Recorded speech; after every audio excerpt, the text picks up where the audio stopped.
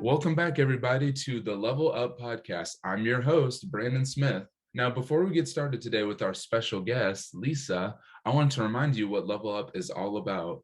LevelUp is a podcast dedicated to facilitating raw, thought-provoking, and sometimes even challenging discussions with professionals of a variety of different industries and practices. As I mentioned before, today we have Lisa Harmon of JPMorgan Chase. So I just wanted to start off by saying, how are you doing today? Great. Thank you, Brandon. It's a pleasure to be here. Awesome. And of course, I wanted to just start off by asking, can you tell us a little bit about yourself and maybe go into your journey from the start of your career to your current role?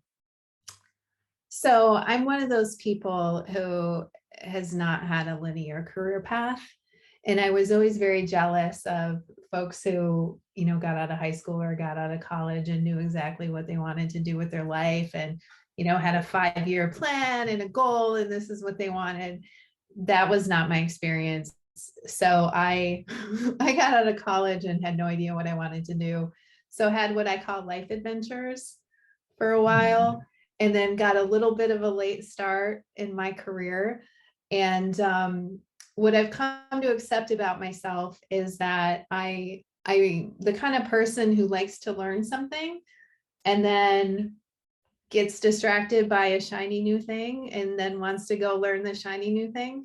So if you look at my career history, there's a lot of, 18 months to 2 years and then shifting to another role. So you would fancy yourself an early adopter, for example, if you see a new technology. If you want to twist it that way, sure. But I started my career job in learning and development. So I think I've done every job there is in learning and development, from instructional design to facilitation to program development to talent strategy. I've also done the same thing with project and program management. So I've done project management, program management, PMO work, and the same thing in product. So product development, product marketing and communications, product management. I've done all those jobs. So I think for me, the through line from a career perspective is I love change and transformation.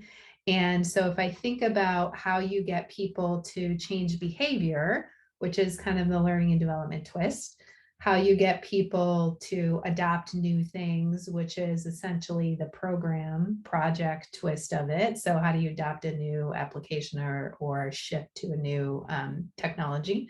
And then from a product perspective, it's more like of a customer focus. So how do you understand customer needs and then get customers to adopt a new product? So I like to tell myself that it's not just a squirrel issue, and that there's a commonality around change and transformation that I've really been pursuing in my career. Wow.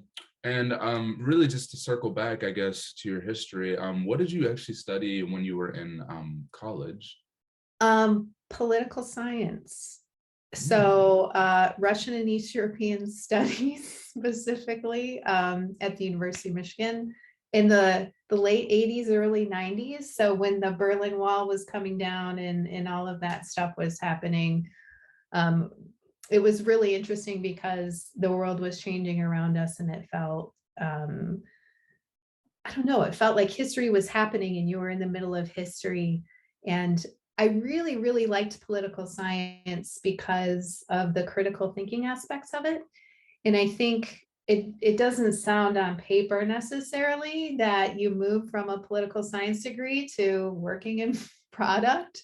Yeah. But I think the thing that has really hugely helped me is looking at things from lots of different points of view to understand why something is happening. And that's really the crux of what political science is all about, is understanding why people and systems behave the certain way they behave. So you have to look at it from all these angles.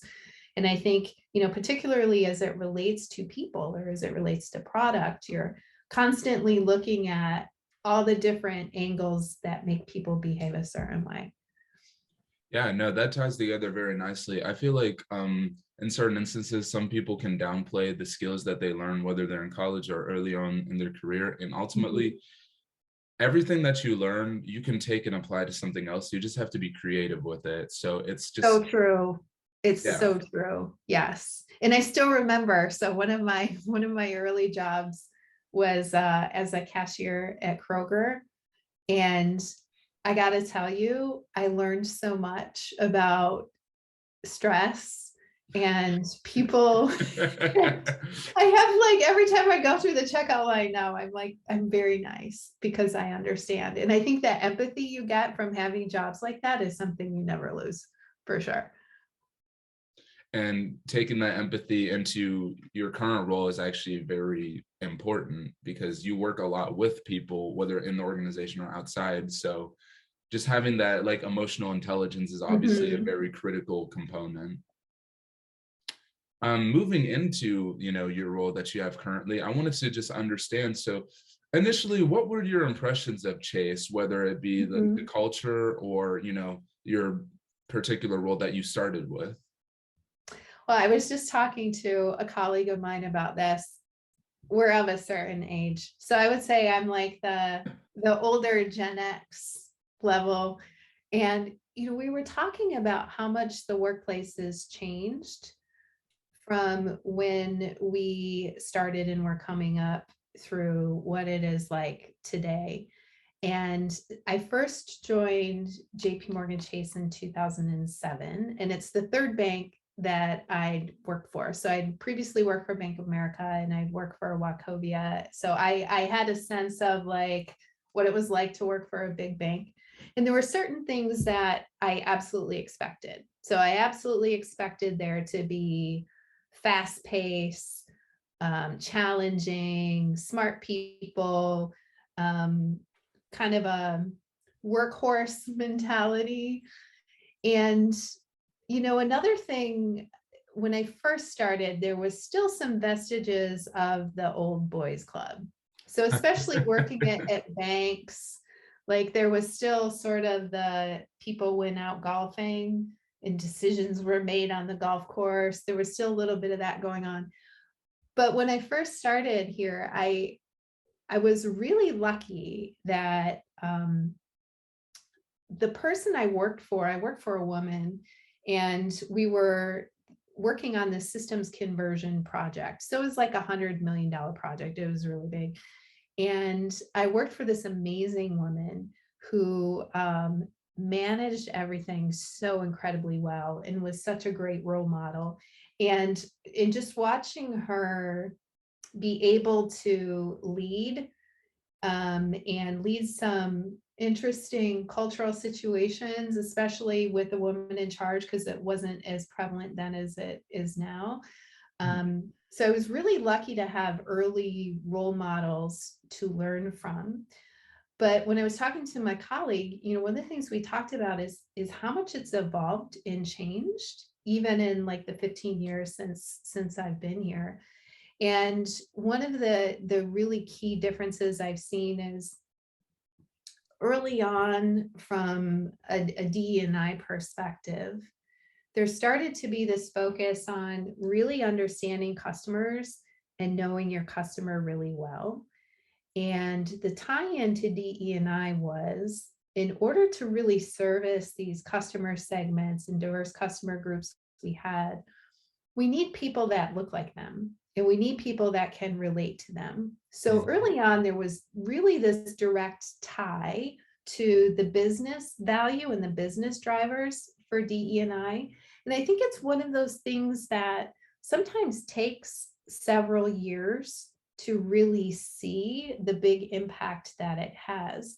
But what we've seen really evolve and change is the investment the company has put into communities and customers, as well as employees, really show the importance of um, the business value and customer aspects of DE&I. So I think about things like the veterans program, which I think is like 10 years old now, Hmm. where we not only looked at hiring and training veterans coming into the firm, but also investing in helping veterans start their own companies or become entrepreneurs. So really looking at it from a customer perspective as well as an employee perspective.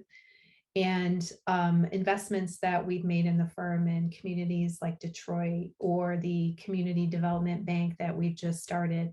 So I think the firm looking at it both from a customer angle and an employee angle has really been the differentiator, I think, in driving the culture change, because it's not just, we need to create an inclusive culture. It's like, how are we expanding it to our business as well? Yeah, no, that's a really interesting perspective on it, because what you said earlier kind of stuck with me. It's how can a business serve a diverse range of customers if the business isn't diverse in itself? And that does make sense, because when you don't have individuals at the table who are of certain communities, how can they really advocate for those communities? Right. How can they say, this is what actually is impactful for this community, this was actually helps them, or this is how you market to these people, because sometimes they may not even know how to market to those individuals. So it ultimately does actually buttress the point that diversity can help a firm, get to that next level. And it's good that these companies are really starting to embrace these things, especially, post 2020, all that kind of stuff. What else did you really see as needing improvement back when you first started? I know you kind of touched upon how it was sort of an old boys club, quote unquote, but were there any other things about the culture that you kind of saw that kind of could have used improvement? I think part of it is how big JP Morgan Chase is. So if there are folks that aren't familiar, I think we have 270,000 employees globally. So it's really big. Wow. And I think one of the challenges with any firm this size is trying to create a culture that is expanded to the whole company and works for everyone.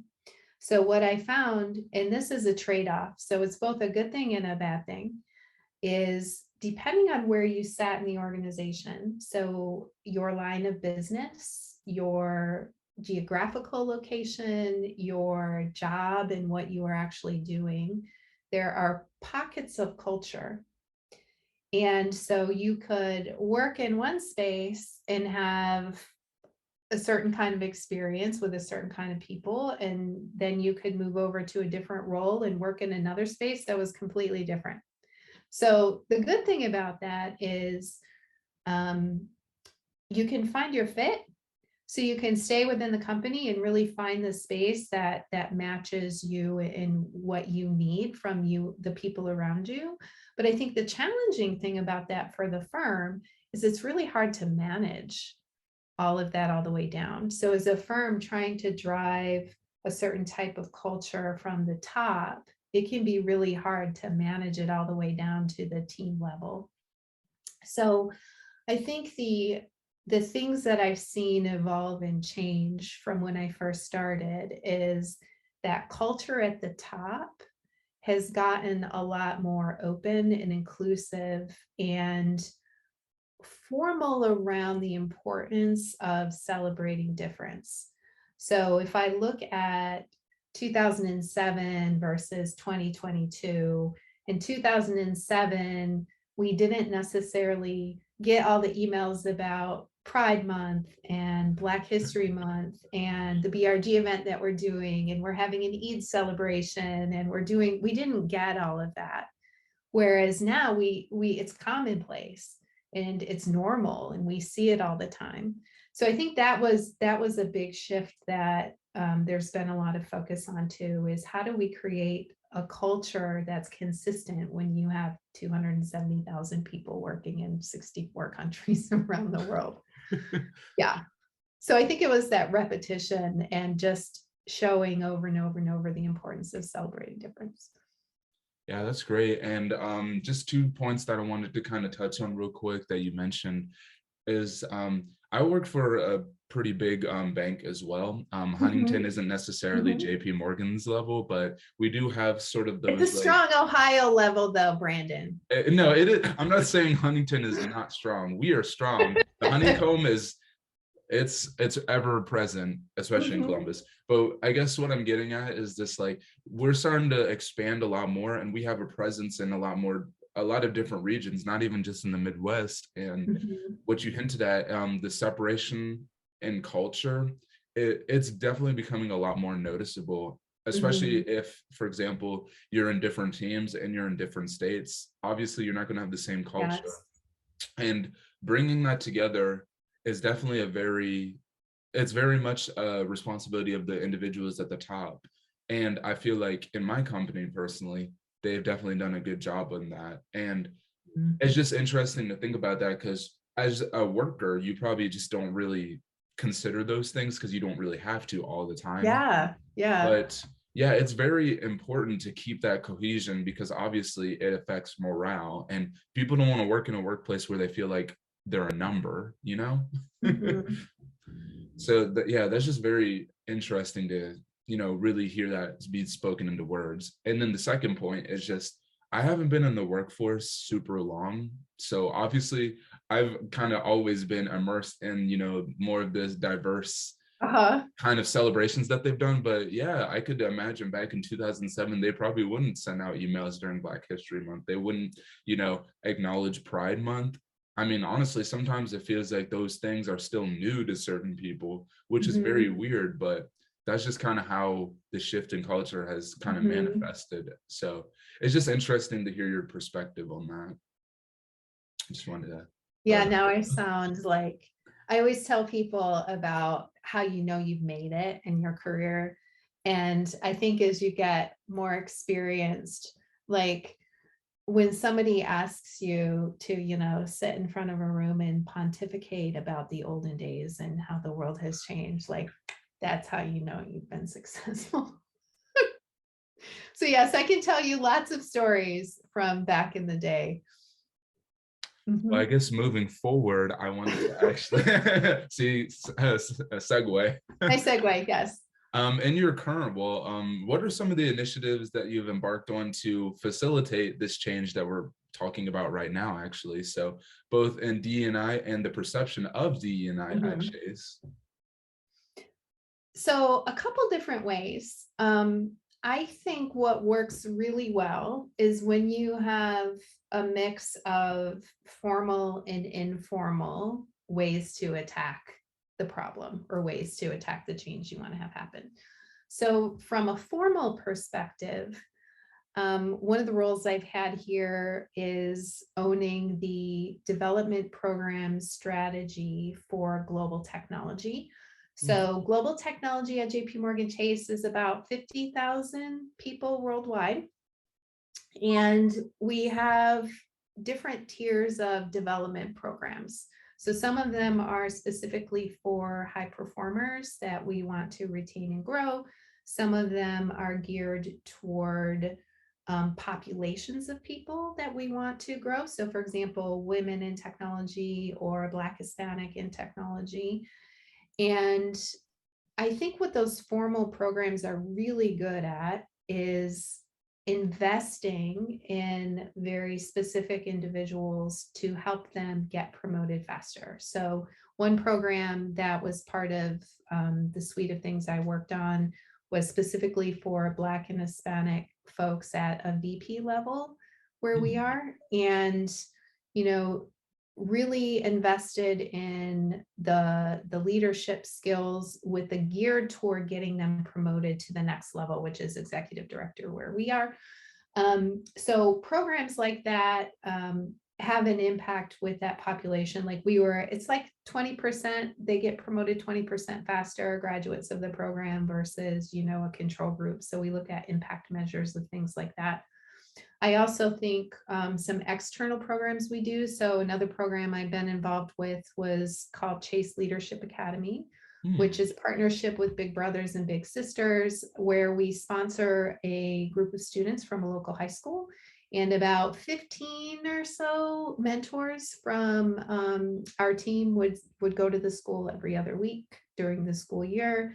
And we would teach things like financial literacy, resume building skills, interviewing skills, communication skills, leadership stuff. They would spend one-on-one time with a mentor.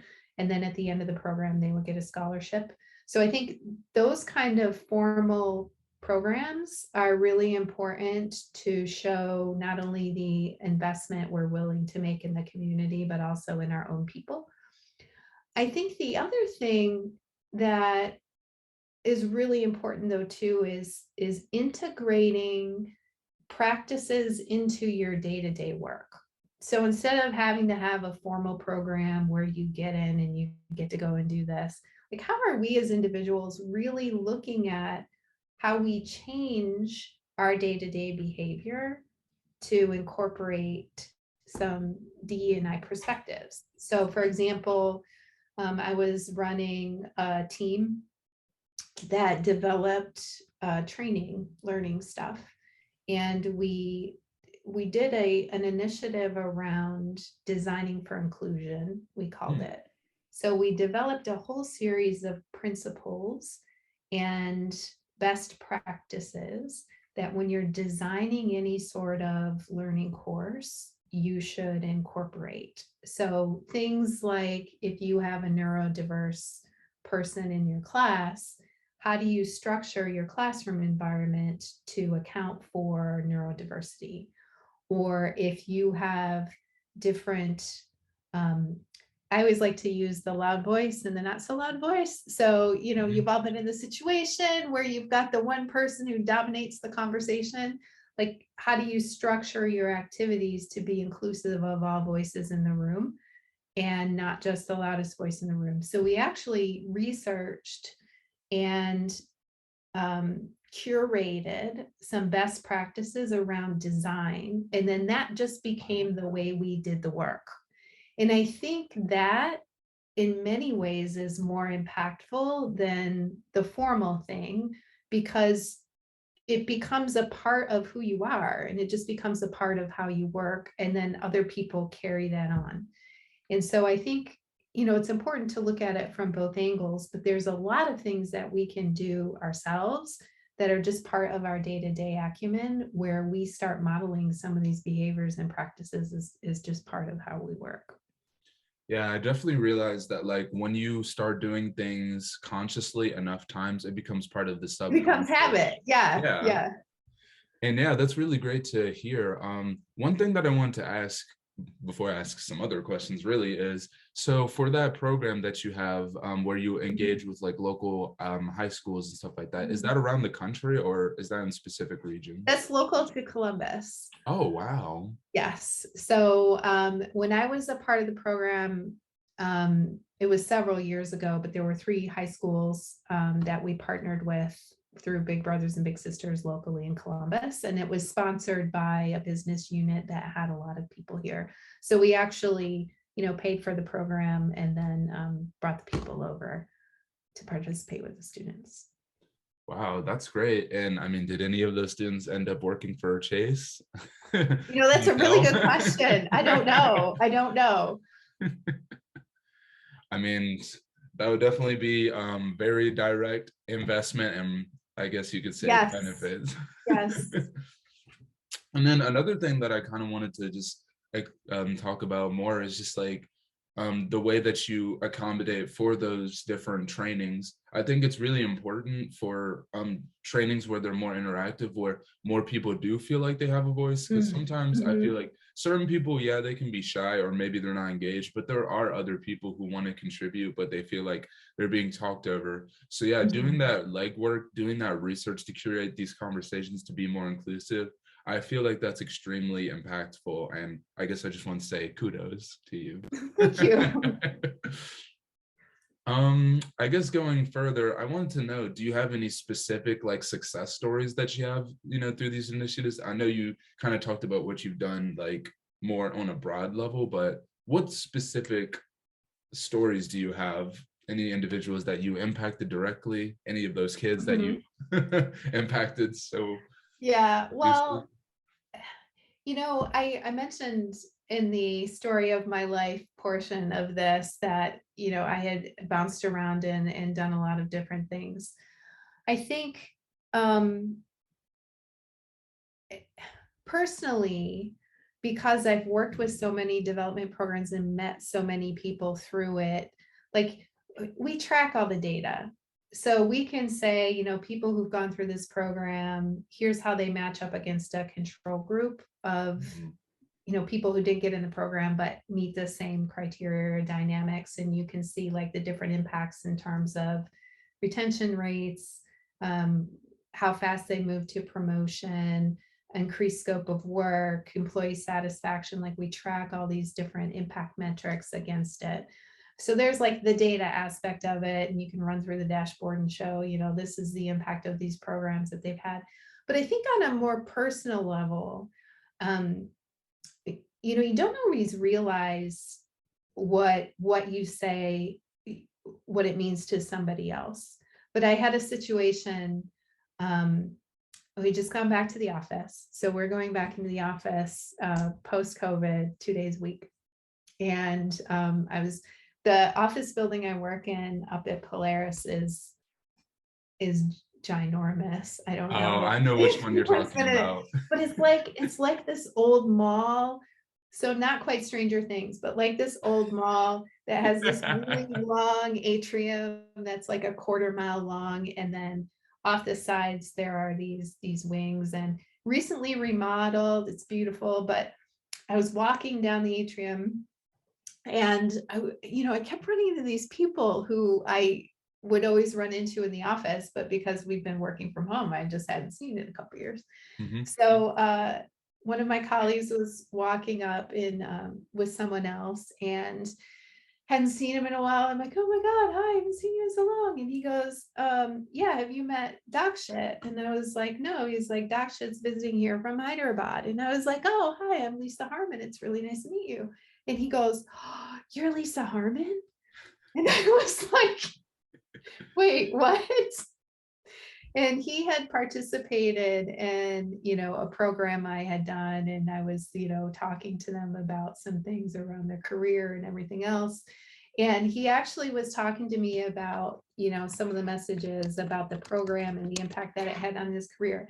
And I think for me, that's like one of those moments.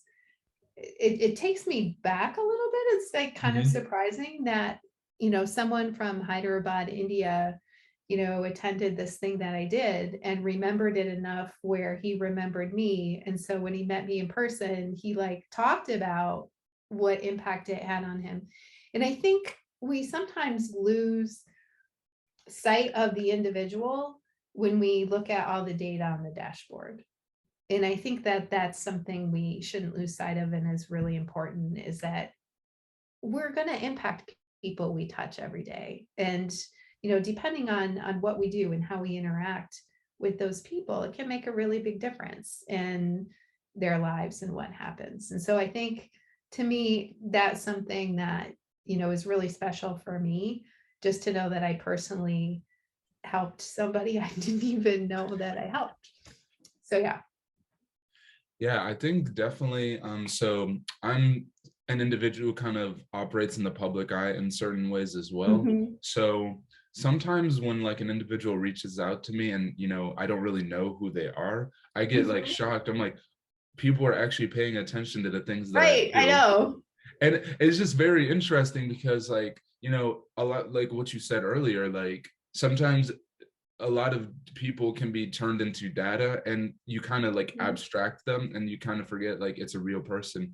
But then like in your story, when you meet them in real life, you realize how much impact and influence you actually have. Yeah. And it can be both a humbling but also like a uplifting experience. Yeah. And I mean, that's really great. That's great to hear. I guess one thing I also wanted to ask is like, do you have any stories of, maybe not even stories, but just initiatives that you've been a part of that may not have been so successful? And what did you learn from them? Of course. So we try a lot of things and not everything works. So I think one really important one in terms of learning I don't know, God, this is probably 7 or 8 years ago. A small group started unconscious bias training for a group of their leaders and had a lot of success with it. And so there was a decision to scale this globally and have the leaders in tech go through this unconscious bias training. And the training itself, I think, was really good for building awareness around what our own biases are and just recognizing that regardless of social bias, like we all have like loads of bias. And so the content itself was really interesting, but the marketing, I'll call it marketing, the communication around the rollout, it felt very much like mandatory training for all leaders. You have to go take this unconscious bias training, right?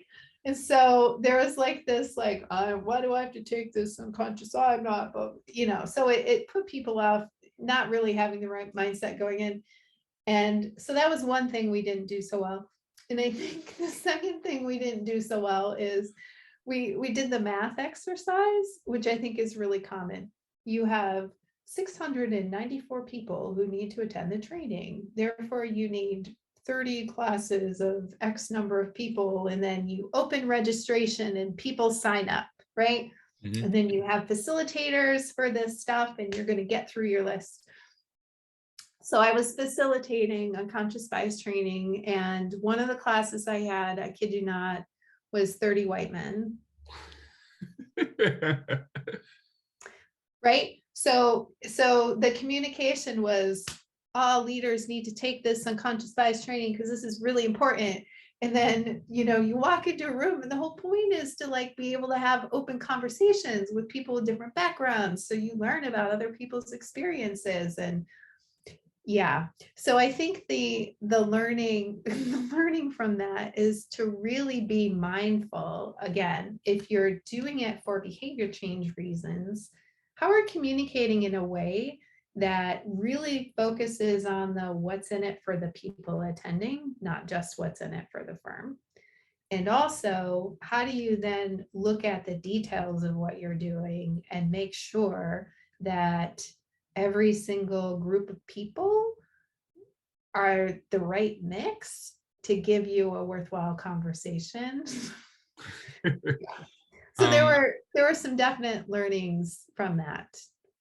Well, I think the thing about it is when you're facilitating those kind of conversations, especially for an organization as big as Chase, there's definitely questions of how does this same message permeate amongst all of the different potential groups? Because it's like, there's no way you could really know you're going to walk into that room of 30, white men. And I mean, the fact of the matter is there's still intersectionality in that group. You never know, but it's just like, it's hard to really accommodate for that if you don't particularly know and you don't have control of the mix of individuals in that room. So, I mean, ultimately, I'm not going to say that's a lose-lose situation. It's more like, it can be difficult to navigate that in a way that just works in every single situation. And it's not that the conversation wasn't valuable. So I think it makes it harder from a facilitation perspective because the dynamics in the room are just different. So to your point, which is a really good one about intersectionality, and you don't always know. So there are certain things you can see and make assumptions about, but you don't always know. And so being able to bring out, change the conversation and bring out, what are the differences and how does that relate to different types of biases that we have. And so it was just a little more difficult from a facilitation perspective, but I think you bring up a really good point. There's still plenty to work with. It's just digging it out. And sometimes you got to do a lot more digging because again, you have the groups that don't really want to talk as much. So but yeah, I mean, that's very interesting.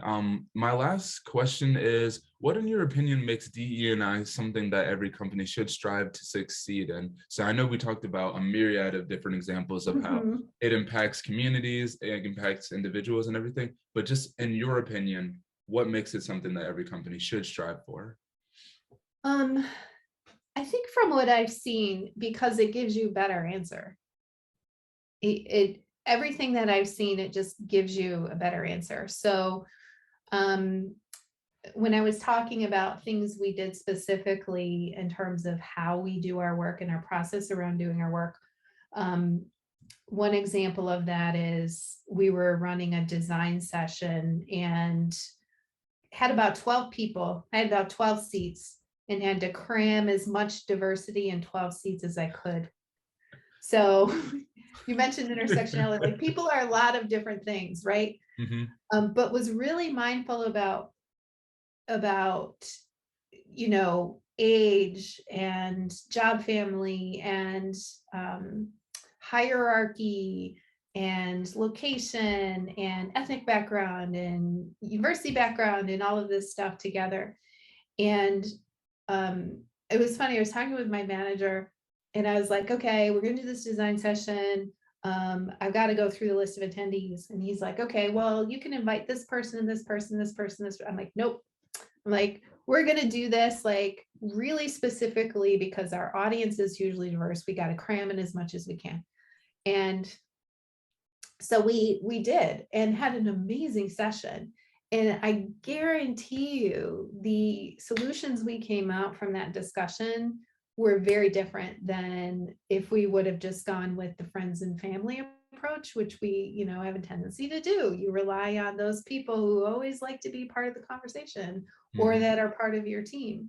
And ever since then, really focusing on diversity of voices and other voices in all of the customer research and the design research and the strategy development and the program development that we do always gives us a better product.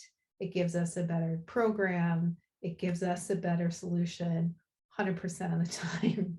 And so I think for me, that's really the message. And I know companies will say a lot, it's important to reflect your customer base, or it's important, it's a business decision, but it really is, because I can tell you that Jamie Dimon would not invest in all of these things he's investing in, and we as a company are investing in, if it didn't pay off. So the fact that we as a company invest so much money and people in these community development programs and in employee related programs, it's because the investment pays off.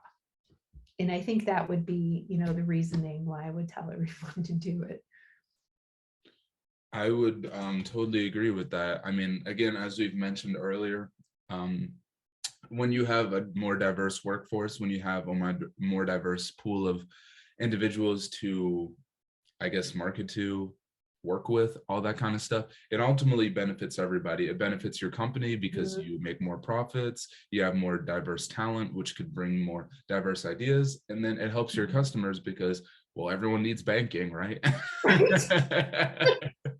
So true. Well, I just wanted to see if you had any final thoughts as we're closing. Yeah, so one story I want to share that really impacted me personally in how I think about this. And it's a little bit of a forehead slapper. So it's one of those things where until somebody points it out to you, you're like, oh, duh. But so I used to run this program called Distinguished Engineer, and it was a recognition program for people within technology that had done extraordinary things. So either for the firm or externally. And to give you some context, I mentioned there was about 50,000 people in tech. And at the time we had 32 distinguished engineers, so really small number. And we'd had some attrition over time. And only one of our distinguished engineers was a woman, Tracy.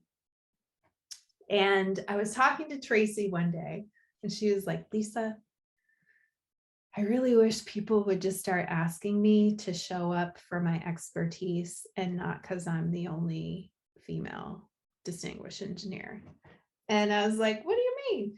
So she had kept getting invited to women in technology events to come up on stage and talk about her career path and how she moved along, or diversity events, Tracy, like she was the poster child female distinguished engineer. And the reality is she got the recognition because she was an expert in information architecture and data.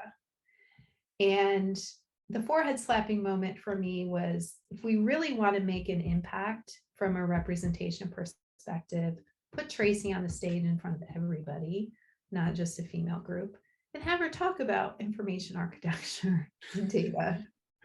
So like, to me, where we have the ability to mentor people or to put people in front of an audience or to nominate people for something, or all these choices that we make, where we can put a person who represents a disadvantaged or minority group in front of the world as an expert in their field, like that's what we should go for.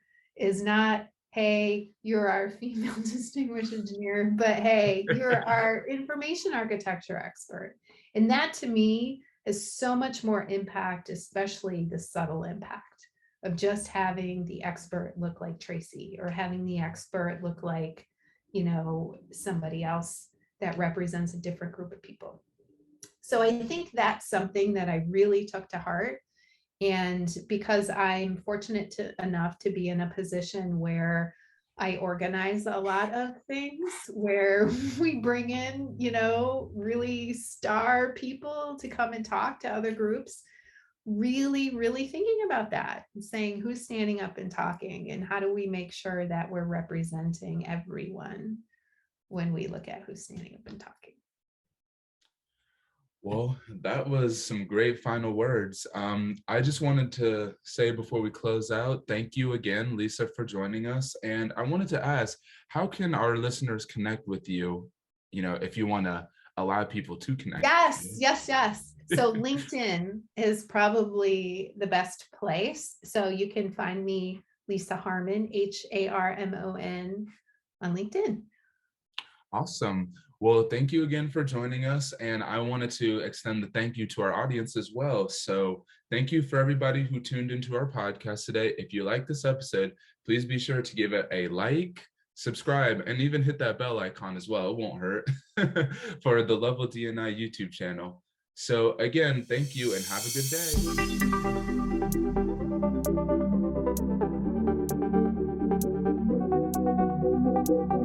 day.